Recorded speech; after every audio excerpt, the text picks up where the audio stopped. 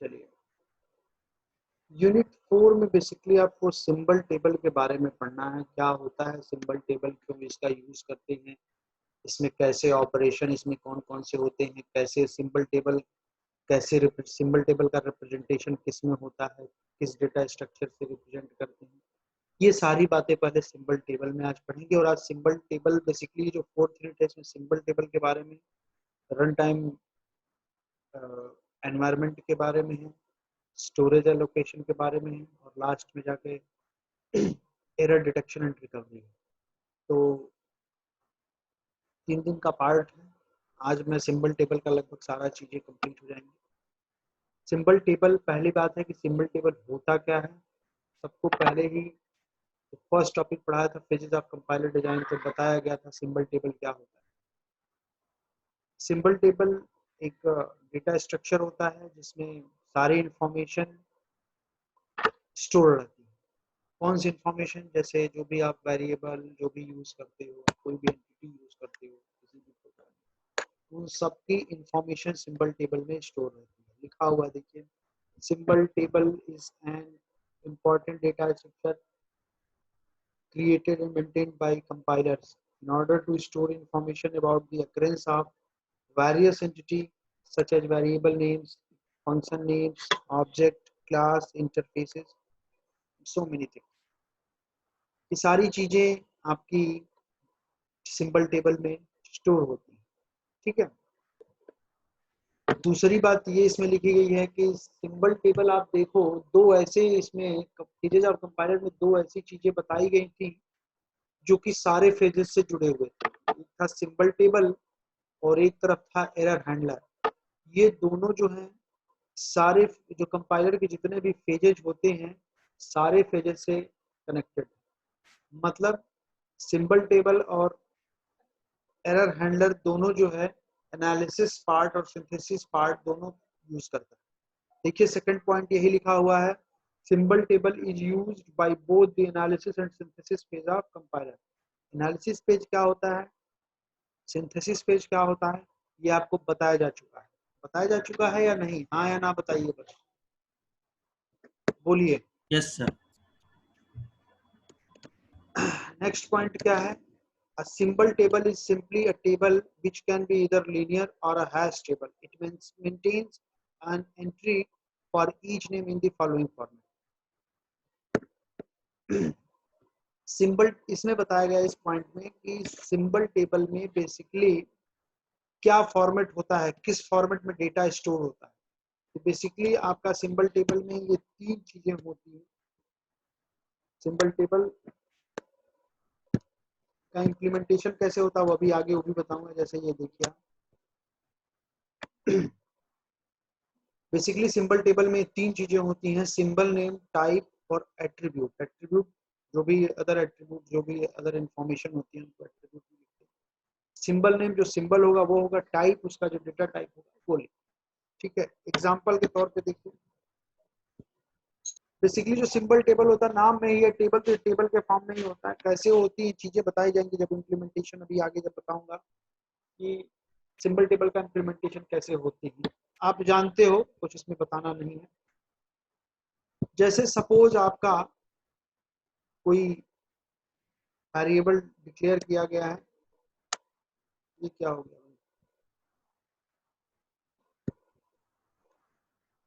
What is this,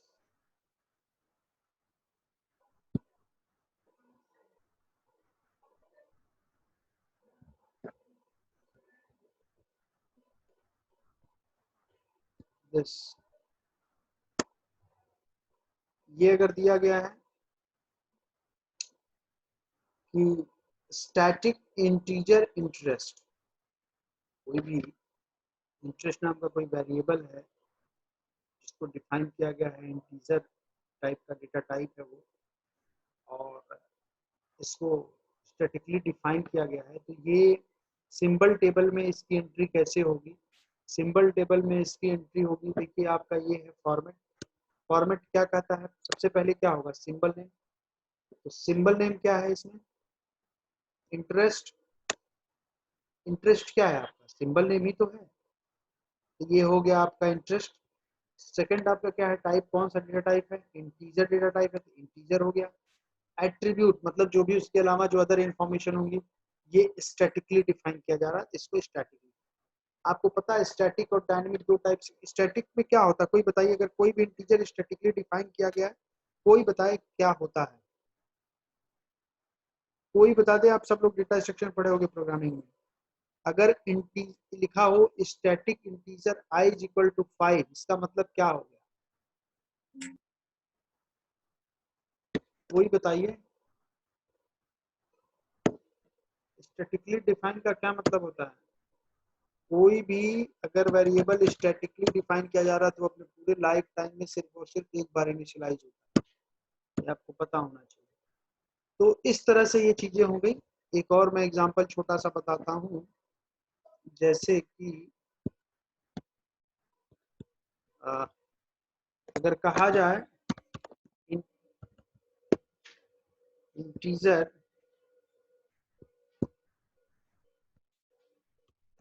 integer a, तो अगर हमको इसको सिंबल ए के, मान लो इंटीजर ए है, फ्लोट बी है,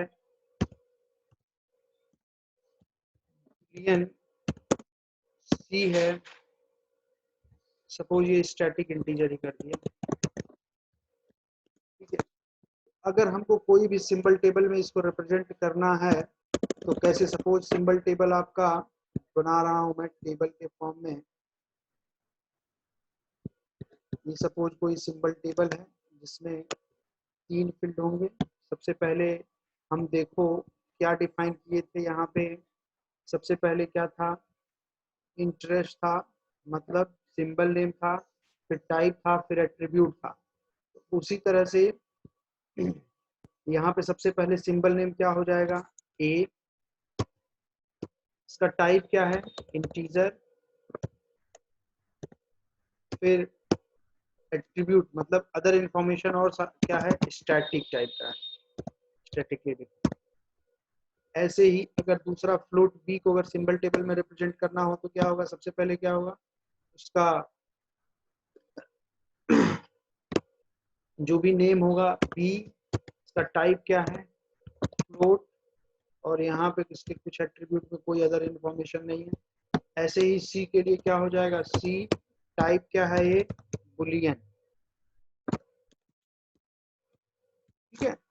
इस तरह से हम सिंबल टेबल का फॉर्मेट होता है। अगर कुछ भी इस तरह से डिफाइन किया गया है तो सिंबल टेबल में इस तरह से जाके स्टोर होते हैं, ये होता है फॉर्मेट, ठीक है। क्लियर सबका, बताइए, बोलिए भाई। Yes sir. ठीक है, यस सर। इसके बाद आपका नेक्स्ट चीज में स्टार्ट करता हूँ।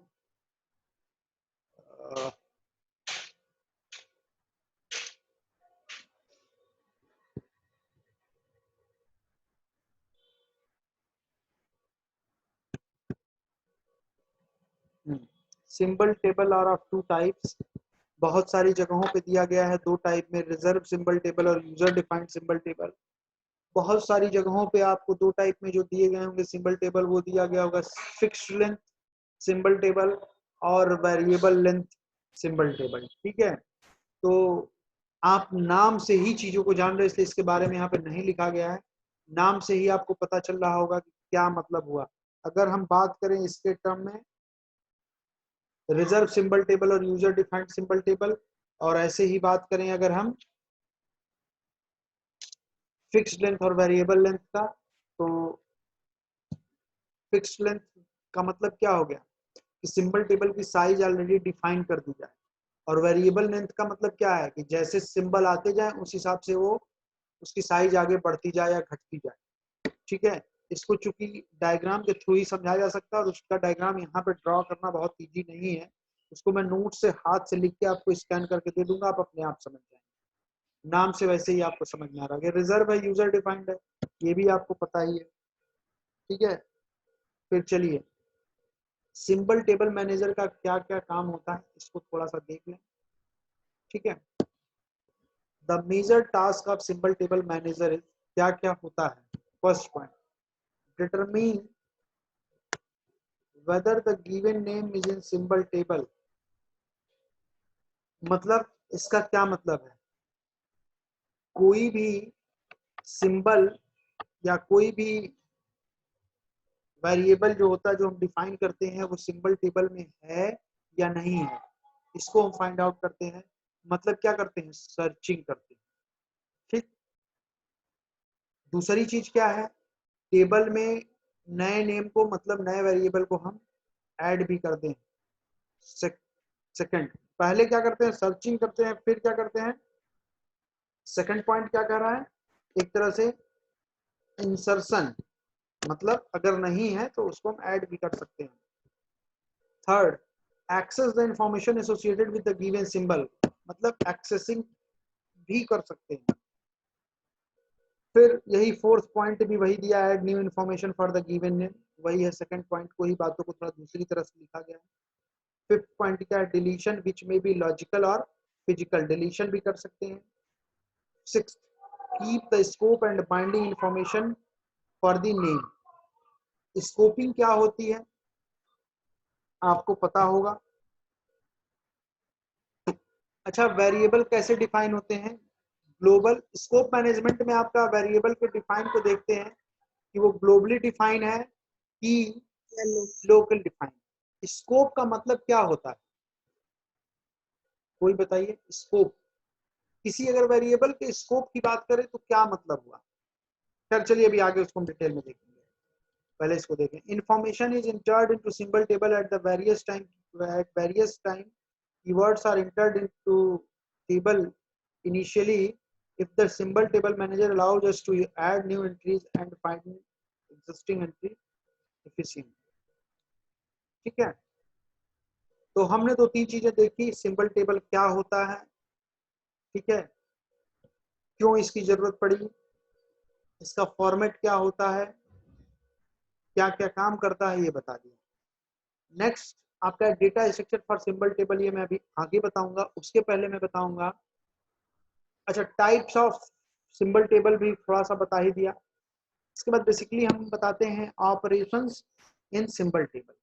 ठीक है, ऑपरेशन कौन कौन से होते हैं सिंबल टेबल में, उसको हम देखते हैं।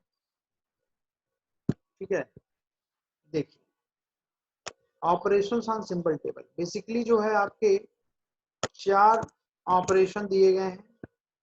बहुत सारी जगहों पे हो सकता है 2 ही ऑपरेशन दिया गया हो, तो बहुत परेशान होने की जरूरत नहीं है, आपको चीजें आनी चाहिए। ठीक है, insert, lookup, delete and scope, ये 4 ऑपरेशन होते हैं सिंबल टेबल।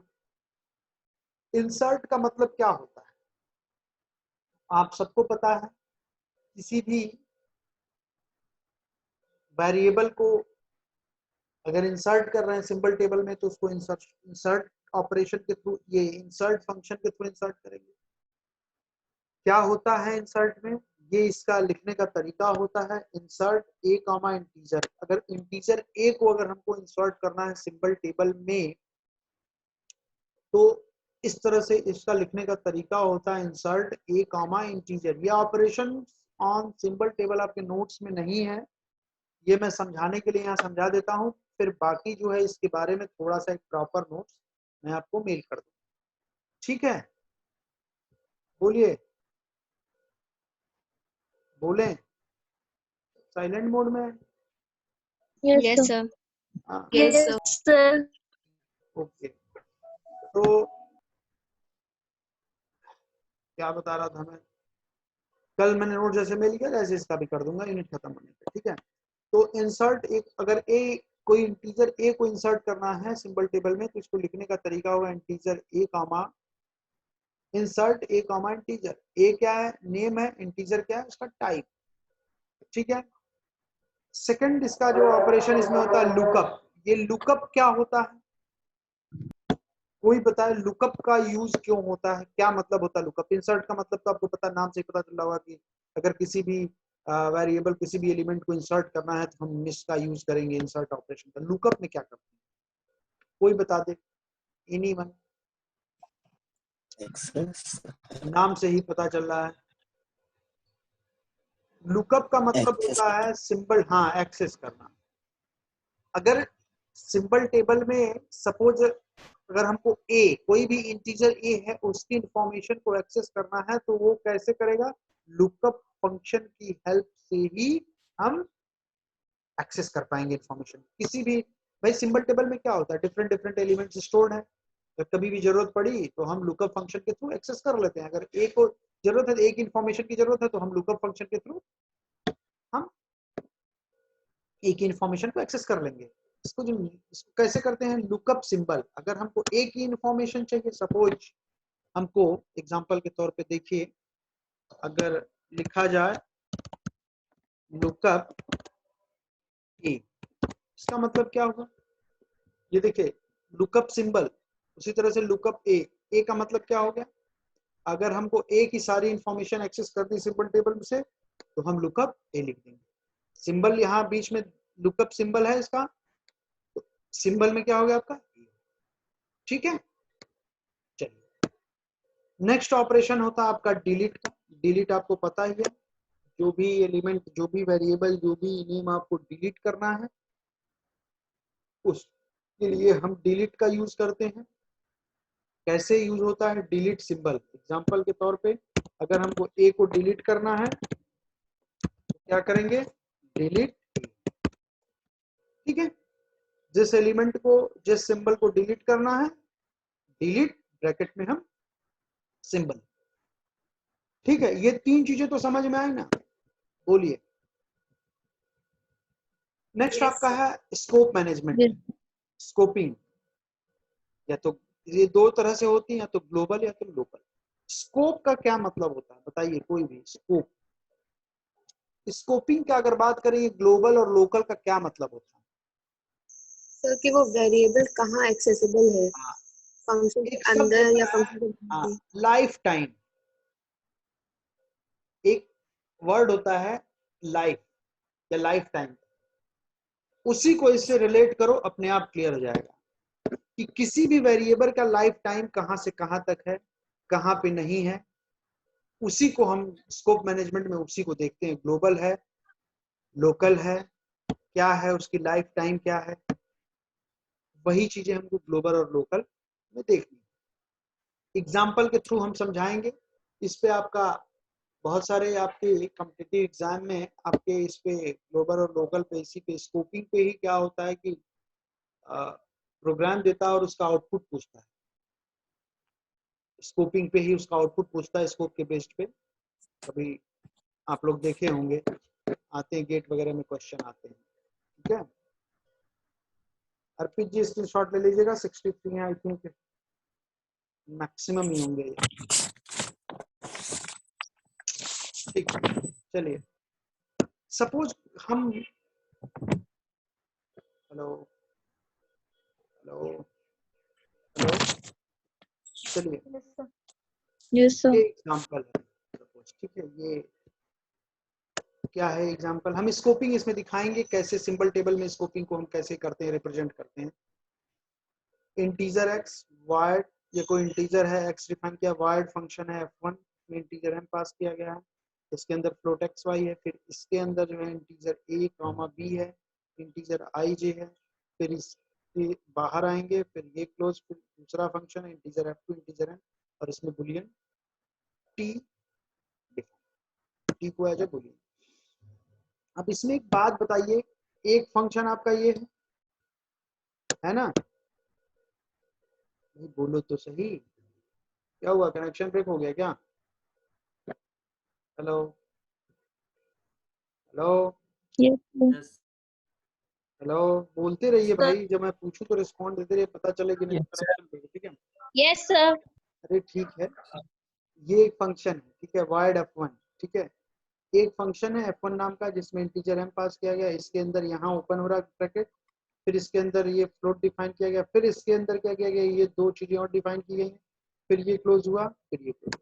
ये वाइड f1 यहाँ से लेके और यहाँ तक है, यहाँ ओपन हो रहा और यहाँ क्लोज। नंबर एक। नंबर दो बात करें, एक यहाँ फंक्शन है इंटीजर f2, और फिर इंटीजर f2 का बॉडी यहां से लेके, ये दो फंक्शन हुए, बोलिए। और एक ये बताइए जो दो फंक्शन है और एक ये सबसे ऊपर इंटीजर एक्स तो आपका इनिशियली डिफाइन किया ही गया। अब इसमें बताइए ग्लोबल वेरिएबल कौन कौन से होंगे। ग्लोबल, ग्लोबल का मतलब क्या होता है? इंट एक्स ग्लोबल होगा। इंट एक्स तो ग्लोबल होगा ही होगा, ये भी आपका ग्लोबल होगा, वायर्ड F1 इंटीजर है। क्यों? क्योंकि देखिए किसी फंक्शन के अंदर नहीं डिफाइन किया गया है। आप देख लो किसी इन्वर्टेड ये ब्रेस के अंदर नहीं डिफाइन किया गया, ये आपका फंक्शन ऊपर ही डिफाइन कर दिया गया। फिर इसके अंदर की चीजों को हम डिफाइन करेंगे तो जो अंदर इसके डिक्लेरेशन पार्ट होगा वो आपका लोकल पार्ट में आएगा। ये इंटीजर, ये वायर्ड F1 इंटीजर है, ये भी आपका ग्लोबली डिफाइन है। इसके अंदर फिर ये आपका फ्लोट एक्स वाई लोकली है, फिर ये इंटीजर ए भी लोकली है इस ब्रेस से इस ब्रेस के अंदर के लिए। फिर चलो आए आप यहाँ पे इंटीजर F2 इंटीजर n, ये फिर आपका क्या हो जाएगा, ग्लोबली डिफाइन है। फिर इसके अंदर आपका देखो बुलियन टी है, ये आपका लोकली डिफाइन। आई बात समझ में? इतना इतना अगर आपको समझ में आएगा फिर मैं इसको बताऊंगा कि सिंबल टेबल में इसको कैसे रिप्रेजेंट किया जाता है, कैसे सिंबल टेबल में होता है। बताइए ये समझ में आया जो मैंने बताया, लोकल कौन सा है ग्लोबल कौन सा है? यस समझ में आया ना? ये देखिए ये आपका ऊपर ऊपर डिफाइन किया गया हो चाहे नीचे हो, ये नहीं कोई जरूरी कि जो सबसे टॉप पे जो फर्स्ट स्टेटमेंट होगा वही आपका, कि इंटीजर एक्स हमारा सबसे टॉप पे है इस वजह से ये ग्लोबल होगा बाकी सब लोकल होगा, ऐसा कुछ भी नहीं। ये कोई रूल नहीं होता है कि जो सबसे पहला स्टेटमेंट होता है वही आपका, बस किसी प्रोग्राम में जो पहला स्टेटमेंट डिफाइन किया गया है वही सिर्फ आपका ग्लोबल होगा। जी नहीं, ये तो आपका है। ये देखिए किसी भी फंक्शन के अंदर नहीं है, किसी भी वायर्ड मेन के अंदर नहीं है। ये देखिए ये भी आपका वायर्ड F1 है, ये भी आपका ग्लोबल है और ये भी आपका ग्लोबल है। तो ग्लोबल कितने हो गए? ग्लोबल को मैं कलर चेंज कर दूं। ग्लोबल वेरिएबल कौन कौन से? ग्लोबल डेफिनेशन ये हो गई, ये हो गई,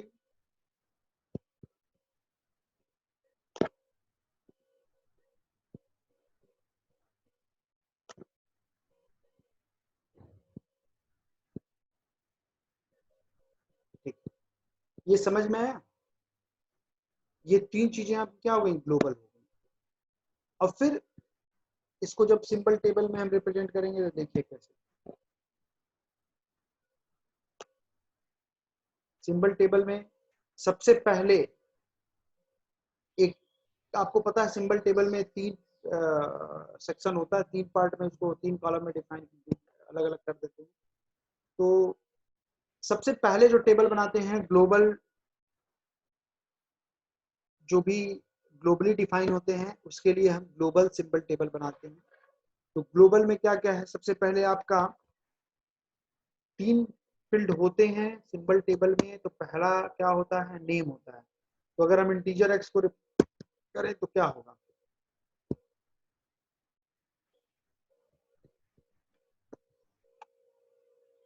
एक मिनट,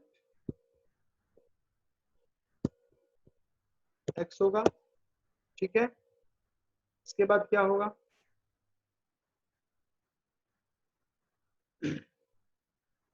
इसको आप कौन सा, ये आपका इंटीजर टाइप है, then as a variable declare किया जाए। वो बहुत, ये जो है इसकी साइज बहुत छोटी हो जा रही है, ठीक है।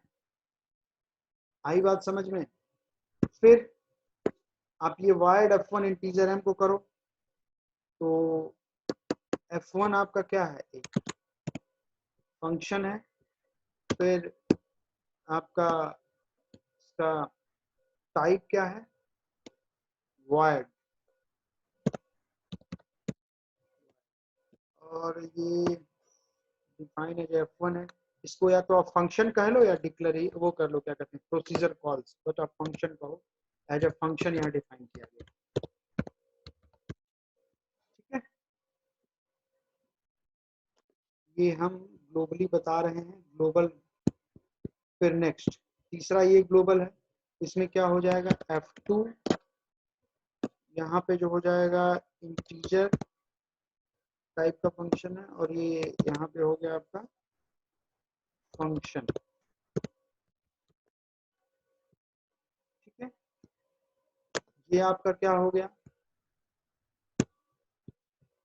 ये जो सिंबल टेबल सबसे पहले हम बनाएंगे वो है आपका ग्लोबल सिंबल। ठीक है, अब इसके बाद हम लोकल डिफाइन, चलिए अब इसको देखते हैं। इस इंटीजर x है, ये तो आपका इसके अंदर तो कुछ है नहीं, ये एक फंक्शन है y-f1, इसके अंदर आपका क्या डिफाइन किया गया, फ्लोट xy, और फिर फ्लोट xy के अंदर फिर ये इंटीजर ab और ij आपके डिफाइन किए गए या डिक्लेयर किए गए। तो ये फ्लोट xy एक तरह से आप ये कह सकते हैं कि इस वाले डिक्लेरेशन के लिए फ्लोट xy ग्लोबल है, कह सकते हैं, इसके रिस्पेक्ट में है ये, बट है नहीं एक्चुअली। तो वाइड f1 के अंदर अगर सबसे पहले जो लोकली हम डिफाइन कर रहे हैं क्या है, फ्लोट xy, बोलिए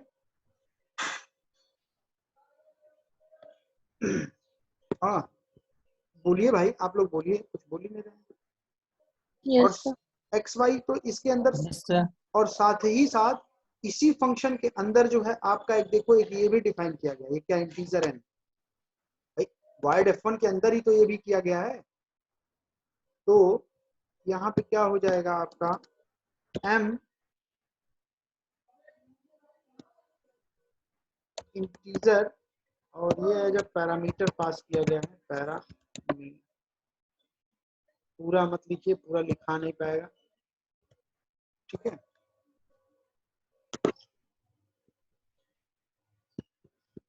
इसी तरह से फिर x का करेंगे, टाइप आपका हो जाएगा फ्लोट,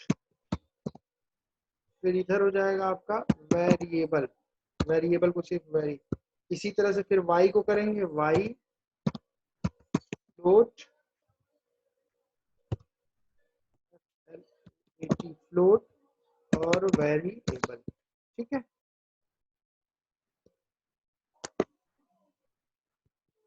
आई बात समझ में। फिर आप देखें इस एक्स वाई से के अंदर, फिर देखिए ब्रेस के अंदर फिर क्या है, इंटीजर ए बी और इंटीजर आई जे फिर कर रहे हैं। तो यहाँ पे आप आई, और यहाँ पे हो गया आपका इंटीजर, और यहाँ हो गया आपका वेरिएबल, इसी तरह से आपका जे इंटीजर वेरिएबल,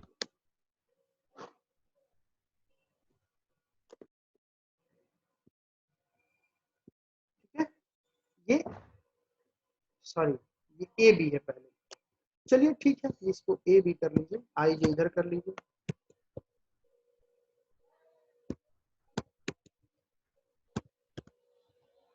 ठीक है। ये फ्लोट एक्स वाई के अंदर इंटीजर ए बी और आई जे है, तो इस फ्लोट के अंदर ये जो एक्स वाई के अंदर आप देखिए ए बी कर दिया, और इसी तरह से हम क्या कर देंगे, हम आई जे को भी कर देंगे। तो ये हो जाएगा आपका आई, और ये हो जाएगा आपका, ठीक है। आई ए बी के लिए अलग सिंबल टेबल, अलग सिंबल टेबल में ये अलग, ठीक है। ये हमारा पूरा, इसके बाद देखो ब्रेस क्लोज हो गया, ये भी और ये भी, टोटल मतलब ये पूरा काम आपका हो गया। इसके बाद हम देखेंगे क्या, इंटीजर f2 के लिए, इंटीजर f2 के लिए हम देखेंगे। तो इंटीजर f2 के लिए करेंगे तो क्या होगा, इंटीजर f2 आपका इस ग्लोबल से यहाँ से निकला हुआ है, तो यहाँ पे क्या हो जाएगा, इसमें एक आपका पैरामीटर पास हो रहा है n, तो क्या हो जाएगा n इंटीजर एज अ है और एज अ पैरामीटर पास हो, ठीक है। बोलिए, हैं सब लोग की गए, yes yes sir. Sir. Yes sir. ठीक है, चलिए। अर्पित जी अब इस समय अटेंडेंस ले लेंगे, क्योंकि मैक्सिमम है, आई थिंक छूट जाता है अटेंडेंस तो दिक्कत जाती है।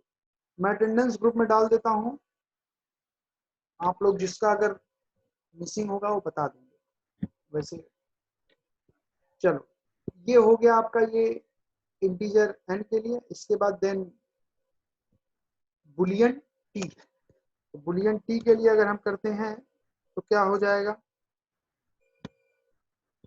यहाँ पे नेम हो जाएगा इसका टी, टाइप क्या हो जाएगा बुलियन, और डिफाइन है जो क्या किया जा रहा है वेरिएबल। ये हम वेरिएबल को VARI लिख दे रहे हैं और पैरामीटर को हम PARA कर दे रहे हैं। ठीक है, ये आपका जो टोटल हुआ ये क्या हुआ,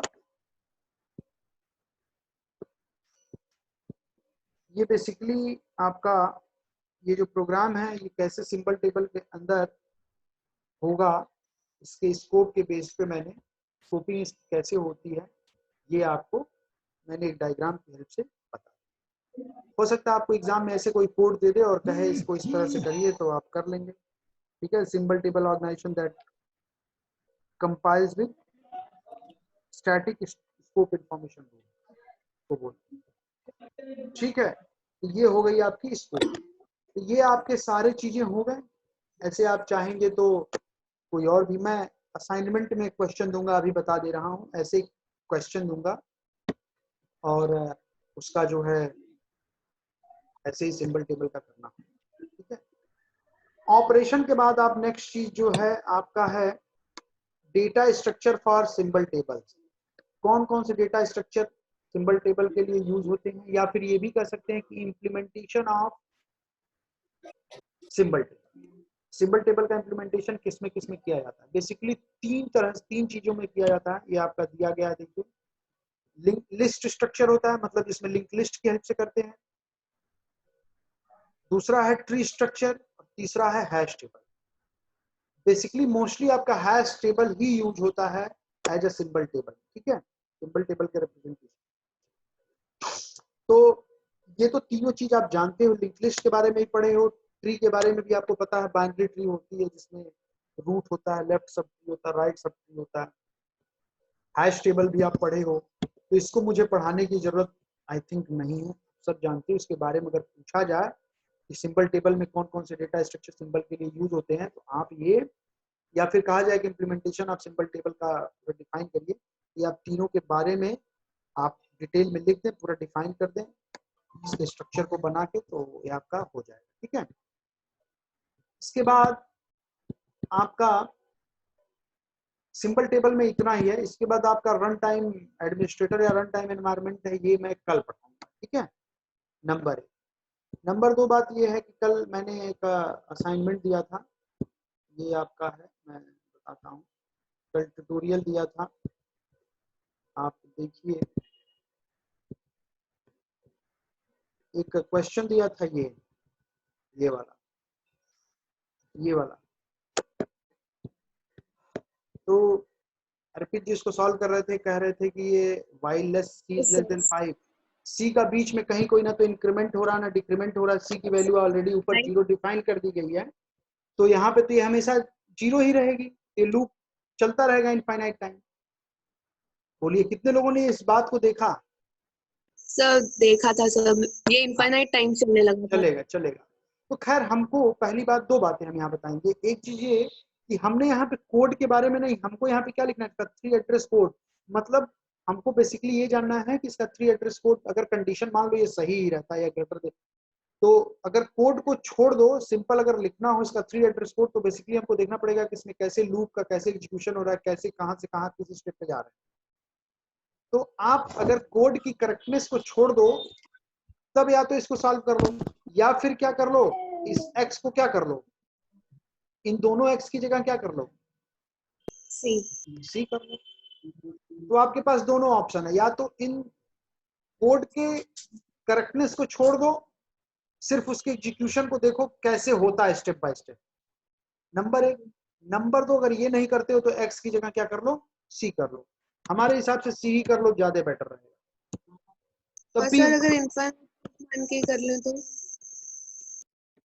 एड्रेस कोड में तो कोई डिफरेंस नहीं आएगा ना, वो तो जब कंडीशन जब तक ट्रू, वो तो बस आपको लिख देना है ना कि गो टू स्टेप 2 या जो भी, बस उससे कोई इफेक्ट नहीं पड़ना है, 3 एड्रेस कोड में नहीं इफेक्ट पड़ना है हमारे हिसाब से। सर जैसे यहाँ पे वाइल पे चेक करेंगे जब if C is less than वो हमेशा ट्रू होगा, है, हाँ हमेशा ट्रू होगा। फॉल्स वाली कंडीशन ही नहीं आएगी फिर। हाँ फॉल्स वाली कंडीशन, तो स्टॉप पे नहीं जाएंगे, यही ना होगा। बट हमको जब हाँ फ्री एड्रेस कोड लिख रहे हैं तो वो तो लिख सकते हैं ना, उसमें हमको तो वही वही वो, चीज है ना। हाँ उसको तो लिख सकते हैं ना, उसमें तो आप देख रहे हो कि बार बार जा रहे हैं, बाद में एक पॉइंट और स्टॉप आप ऐड कर दो।